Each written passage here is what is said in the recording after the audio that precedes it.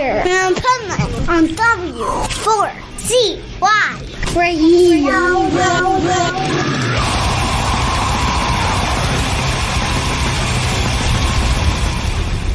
Wake up, America! It's time for the Adventures of Pipeman on W4CY.com, West Palm Beach's #1 internet radio station. Here's your host, the Pipeman.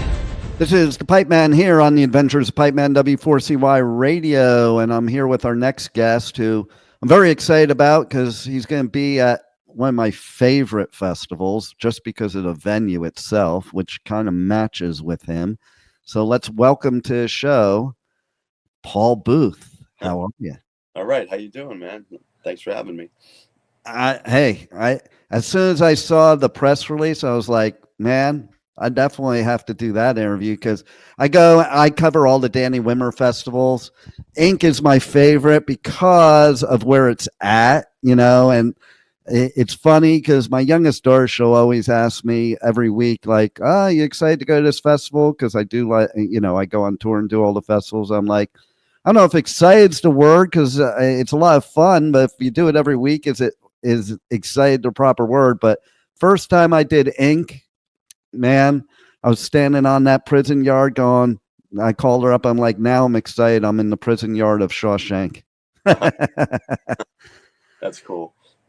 And so, it's funny because I love how the press release is because you're the Dark Lord and you're going to the dark prison because it is really supposed to be haunted. Plus they have the haunted basement that they do with the blood. It's called Blood Prison, which is totally cool.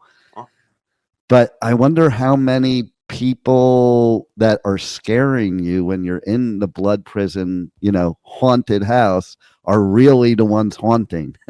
Yeah, right. Well, I used to work in a haunted house for years and enjoyed scaring people thoroughly. I mean, that was my thing. I love scaring people. So well, I'm with you. When I go through a haunted house attraction, people sometimes recognize me, and it's more like high fives rather than boos, Right. And I don't know, maybe it's because I'm like similar to you where I like the scaring people part that I'm always aware. Right. So whenever I go in a haunted house, like I laugh when they try to scare me. Yeah. And usually I'll like hide because I'll see where they are. Like I'm aware opposed to most people, and I'll hide and try to scare them for fun. Right. Yeah. Oh no, it's the best. It's the best. Yeah. So one year at Ink, I had my helper. I'm like, here, we're going to film some TikToks, okay, of the tour of the prison. And there's like there's these cool places to kind of hide in there while people are going through a tour. So I would be hiding and have her filming, and I would scare the shit out of people as they're going through the tour. Yeah. That's the best. Right. So basically you're like, it's funny. It's like you're bigger than the music artist because you're like the headliner of Ink. Well, but from the Ink part. Yeah. Tattoo part. Yeah. So most people probably know who you are, but a lot of people probably don't. So kind of give them your story of how you became like the Dark Lord of tattooing, so to speak. And basically all my favorite bands have gotten tatted by you. Right on. Well, I'm tattooing 36 years now. I'm based out of New York. I have been traveling the world for most of that and tattooing, and tattooed many rock bands, metal bands in particular, over the years. I think the first tour I went on was 1994 with Pantera, Sepultura, and Biohazard. Nice. And that was my early days. And then I toured with bands over the years, a lot of metal bands, from Slipknot to Slayer, And now I'm older. I can't really live on a bus anymore, Those days are over. It's a lot, and especially doing it as long as you have, it's a grind. Yeah, I hate to say I'm too old for that shit, Maybe I'm not. I don't know. I haven't lived on a bus in a while. So when it was Ozfest, it was cool because Ozzy would play every other day. So we got hotels all the time, you know. Nice. But normally it's like you're living on the bus, you know, truck stop for a shower kind of thing. It's a different type of life, right? Yeah, yeah. So what do you think, in your opinion, cause all these artists like Slayer, like Slipknot, and everybody to pick you to be their artist? Well, my work is it's like the visual version of metal, I suppose. You know, it's creepy, aggressive, dark monsters, which is what comes across in much of the music we listen to. Yeah. So I've always been kind of that visual equivalent of metal. I'm not saying I'm the only equivalent, but I mean, like, in my work is very metal conducive, I guess you could say. Yeah, that makes sense too. I saw on your website the tattoo art of the dude that, like, basically you did everything all the way down. Huh? And that said it all to me. Like, that was so metal, but it was like, see, what I love about it too. Okay. So I kind of don't like when people, I might get some hate for this, but when they just plop tattoos all over their body with no rhyme or reason. Called kitsch is the term for it. It's an old Look at that. kitsch. It's exactly what it is. It's getting little pieces next to each other. You know, I have 18 tattoos, you know, that kind of approach. And, you know, P.T. Barnum said it, there's an ass for every seat, you know. I love it. That, and there's going to be people that prefer one big tattoo. It really depends on the individual, you know.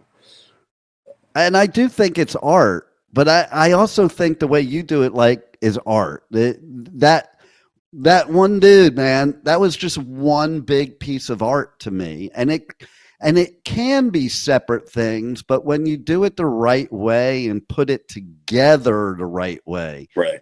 To me, that's when it's art. If you have one thing sitting there that is totally not even related to the thing right next to it, it's like, what made them think to put those two next to each other? Right. Yeah. It's a lot of times what it is the client comes to the artist and says, I've got this space on my forearm, do your thing there. And like collectors nowadays give larger parts of their body to different artists, but they give it to different artists as a collector. Like, so-and-so did my forearm, so-and-so did my bicep, so-and-so did my chest panel, so-and-so did this, did that, etc. That's common nowadays rather than the little ones, you know. That makes sense to me. Form of kitsch, I suppose. Collectors will do that. And then there's people that are dedicated to one artist that give you their entire body. You know, that guy on my website you're talking about, I did his first tattoo at age 59. Wow. And then he ended up with a bodysuit 9 years later. That's wild. You know why it's really wild? I'm 58. I have no tattoos. Oh. All my kids are fully tatted. Right. I'm the one that isn't. And I'm 58, so I kind of laughed when he said he got his first one at 59. Yeah. He's still got a year. I know, right? I've kind of thought about it too. Okay, so in my younger days, it was kind of also about, you know, how it was way back in the day, you know, certain jobs you couldn't get, blah, blah, blah. I'm also a Jew. And so I always brought up, you're not supposed to be tatted if you're a Jew. But then I found out now that kind of is like a fallacy, right? You know? Right. And then it's like, I've thought about it at times, and I've like, what would I really want? Because like the tattoos I thought of getting when I was a teenager, I'm so happy I never got. Here's the thing though, man. The thing about tattoos is they become a part of you in the sense that it's one mark in your history. Yeah. This is what leads to more tattoos, is that like you get a tattoo and at first, like you said, you know, I don't know what I could want to wear the rest of my life, any one thing. But here's the reality is it's not any one thing. It's like a journal. Tattoo, yeah. Your first tattoo represents some part of your life. and then your second tattoo covers something else that the first one didn't, you know, and then you end up telling the story on your skin, and the illustrated man, you know, and that's what ends up happening. And you end up loving all your tattoos because they represent different things in your life. So there really is, it's a fallacy to think that one tattoo is going to encompass everything you have to say. That's impossible. Yeah, especially somebody like me, because like I always joke on my radio show that I'm schizophrenic because I have multiple facets of my personality that come out, you know, and it is all me, but they're all different parts of me. And that very well. It was interesting too. Okay, so a couple years ago, I was walking in Bali, and I was there for a few months, and I did run into this woman who did the stick tattooing, like the ritualistic, original, and that I almost considered doing. I was like, I was so close, and then I kind of chickened out. What's your viewpoint on that compared to the type of tattooing that's done over here on the Western side of the world? Well, I think it's really a matter of what suits you, the individual. I mean, some people want the moment to be captured. Like stick tattooing is about the moment and about the experience specific, Right. as opposed to just getting tattooed, you know. So, you know, that's a situation where it's more about that history and that representation, you know. More so than the idea itself. Like when you go to a woman like that, you're getting whatever she really wants to do, or how she wants to do what you're looking for. It's not so much about the result; it's about the process. Yeah, that makes sense. And then what's your viewpoints? And like, I'm one of those people, I ask you the questions that I think the listeners are asking, especially if they're people like me, to kind of convert their way of thinking type of thing. Cause I do have a different way of thinking now than I did 30 years ago about tattoos, because we live in a different society now. And it's funny. I just had a discussion with my brother, and I don't know, he said something about somebody with a tattoo. I'm like, well, everybody's got tattoos nowadays.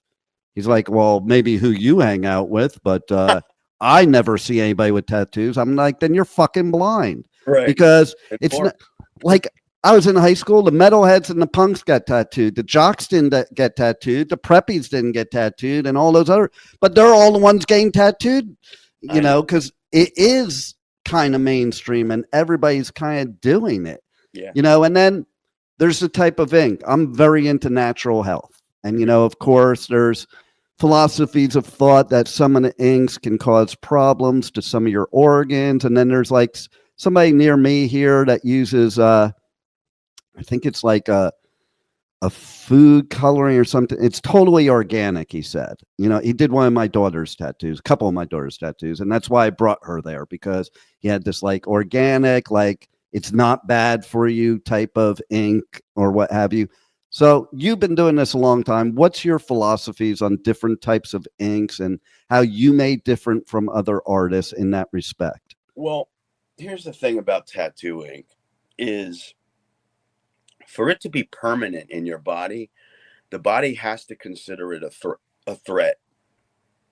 If it's not a threat, if it's too homogeneous and too healthy, your body won't consider it a threat and it'll disappear. Yeah, blend in. So, you know, there's a fine line between a threat and dangerous, you know, like ink is not dangerous. There's no proven studies about tattooing being dangerous for your health. It's talked about because that fine line I talk about, it being like, you know, it has to be threatening for your body to protect itself and trap it in your skin. Right. So it's a matter of like just what kind of threat it is. I mean, it's a minimal threat, but it's not a threat. You know what I mean? I don't know how to explain that, but that makes sense. You know, now it's a matter of really, you know, there's heavy metals in ink, you know, like I'm not an authority on what's in them. As far as red sometimes is causes an allergic reaction for some people. It's rare. but certain colors can cause reactions. If you tend to be allergic to things, you would do a test patch to make sure you're not allergic to it. That would be the proper method, you know. Yeah. Most people, like 1 in 100,000 people or whatever it may be, have an allergic reaction to certain inks, but generally it's not a problem. You know, your body's pretty good at being resilient to things. It'll trap it in your skin and you'll be fine. And what is your opinion of like colored ink opposed to just black and white? Because I think if I'd want a tattoo, I'd want it colored. Like I color my hair too. Like so that would be my personality. But what, as a professional, what is your opinion of the difference? Well,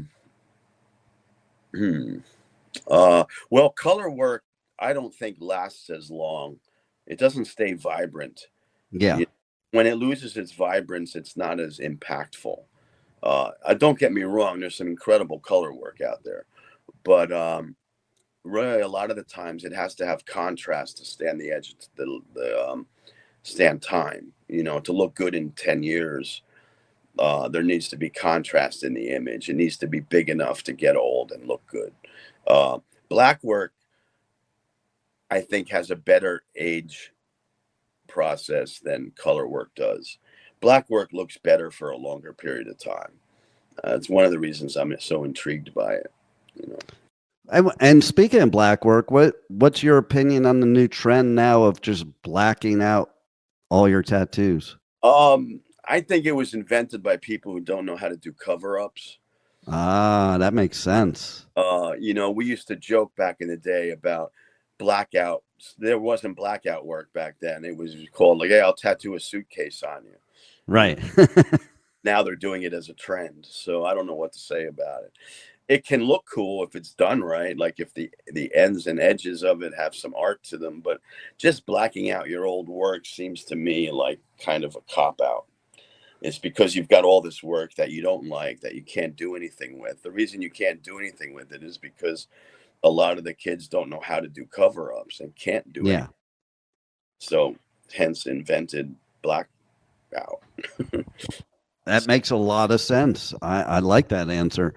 So how did it feel when you found out you would be headlining the Inkcarceration tattooing? Oh, I'm excited. I'm very excited.